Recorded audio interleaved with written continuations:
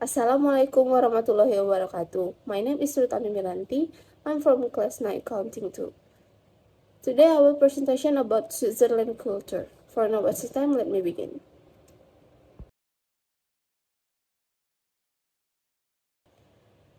Geography. Switzerland is located in Central Europe and lies east of France, north of Italy, west of Austria, and south of Germany. The country consists of three main geographical regions, which are the Alps, which cover 58% of the country. Interestingly, although the Alps cover the majority of the country, only 11% of the population live there. Given Switzerland's unique geographical location, it is perhaps unsurprising that it is home to some of the most beautiful natural scenery in the world. Jadi, Swiss terletak di Eropa Tengah dan terletak pastinya di timurnya Prancis, utaranya Italia, baratnya Austria, dan selatannya Jerman. Negara ini terdiri dari 3 wilayah geografis utama, yaitu pegunungan Alpen yang mencakup 50% dari negara tersebut. Menariknya, meskipun pegunungan Alpen mencakup sebagian besar negara, hanya 11% populasi yang tinggal di sana. Mengingat lokasi geografis yang sangat unik, tidak heran bahwa itu adalah rumah bagi beberapa pemandangan alam terindah di dunia.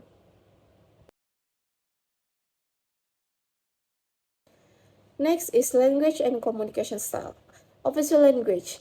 The four national languages of Switzerland are German, French, Italian, and Romance. A Swiss German dialect is spoken in the German-speaking areas of Switzerland. French is spoken in the western part of the country and Italian in the south. Romansh is a language that derives directly from Ancient Latin and has survived and developed in isolation of Alpine valleys. Empat bahasa nasional dari Swiss yaitu Jerman, Prancis, Italia, dan Romance. Dialek Swiss Jerman dituturkan di daerah berbahasa Jerman di Swiss. Bahasa Prancis digunakan di bagian barat negara itu dan bahasa Italia di selatan. Sedangkan Romance adalah bahasa yang berasal langsung dari bahasa Latin dan telah bertahan dan berkembang dalam isolasi dari pegunungan Alpen. Selanjutnya, communication style. The Swiss favor a more direct and succinct communication style. They are less likely to engage in small talk or pry into the personal lives of others. In the culture of Switzerland, it is a sign of respect to speak one's mind without softening one's opinion to spare the feelings of another. It's important to note that its directness is not confrontational, but rather an emphasis on getting to the heart of a matter conversationally. Jadi orang Swiss menyukai gaya komunikasi yang lebih langsung dan ringkas.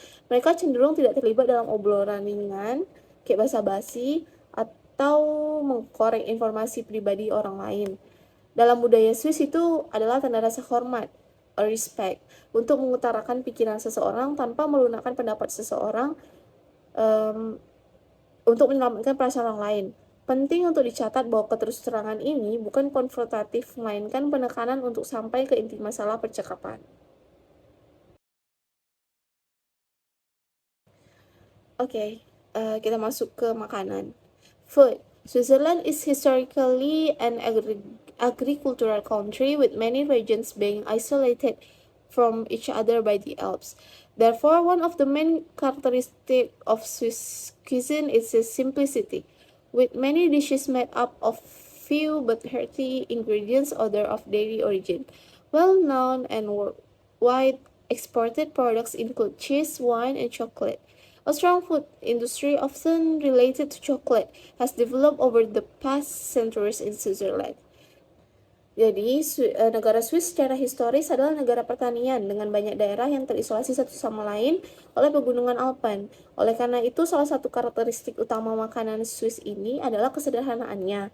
Dengan banyaknya hidangan yang terdiri dari bahan yang lezat, seringkali bahan-bahan itu berasal dari susu, produk terkenal dan diekspor di seluruh dunia termasuk keju, anggur, dan coklat.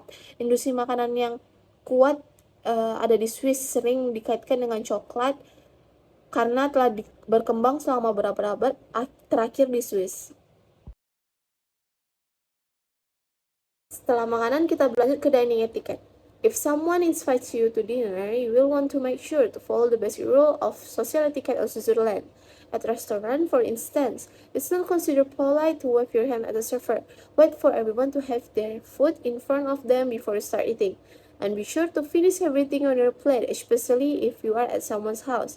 Keep your wrist on and elbow off the table throughout the meal, holding the fork in your left and the knife in your right hand to signal that you're done eating. Place the knife and fork together on the plate in the 5:25 clock position. Jadi untuk etika makan malam, jika seseorang mengundang Anda untuk makan malam, Anda harus memastikan untuk mengikuti aturan dasar dari etika sosial di Swiss. Di restoran misalnya, tidak sopan bagi kita untuk melambaikan tangan kepada pramusaji. Tunggu semua orang memiliki makanan mereka di atas meja, baru kita bisa makan. Lalu pastikan untuk menghabiskan seluruh makanan kita yang ada di atas piring. Terutama jika kita berada di rumah seseorang, itu menandakan kesopanan. Jauhkan tangan kita, pergelangan tangan kita dari meja sepanjang kita makan. Pegang garpu di tangan kiri dan pisau di tangan kanan. Dan jika sudah selesai, letakkan pisau dan garpu bersama-sama di atas piring dalam posisi jam 5.25.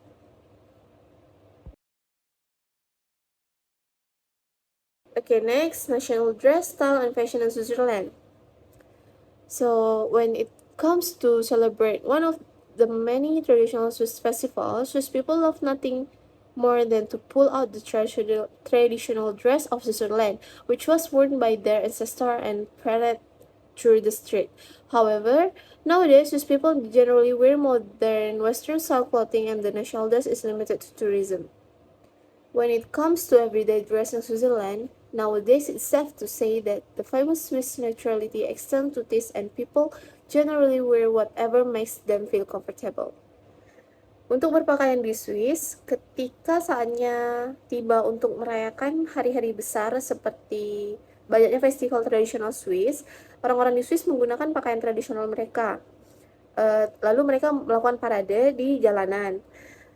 Namun saat ini orang-orang Swiss umumnya sudah tidak menggunakan pakaian tersebut untuk sehari-hari, namun menggunakan pakaian bergaya barat modern, dan pakaian nasional ini terbatas untuk para turis.